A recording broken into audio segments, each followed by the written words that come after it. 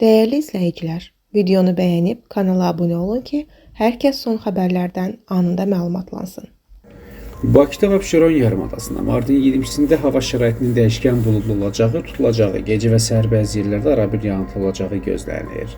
Milli Hidrometeorologiya Xidmətindən verilən məlumata görə yarımadanın bəzi yerlərində yağışın intensivləşəcəyi, şimşək çaxacağı ehtimalı var. Gündüz əsasən yağmursuz keçəcək, mülayim şimal-qərb küləyi arabir güclənəcək. Havanın temperaturu gecə 4-7 dərəcə isti, gündüz 8-13 dərəcə isti olacaq. Atmosfer təzyiqi 765 mm civəsində olacaq, nisbi rütubət 70-80% olacaq. Azərbaycan rayonlarında isə bəzi yerlərdə arabir yağıntılı olacağı gözlənilir. Ayrı-ayrı yerlərdə yağışın intensiv olacağı, şimşək çaxacağı, dolu düşəcəyi, bəzi dağlıq ərazilərdə qar yağacağı ehtimalı var. Arabir duman olacaq, qərb küləyi bəzi yerlərdə arabir güclənəcək.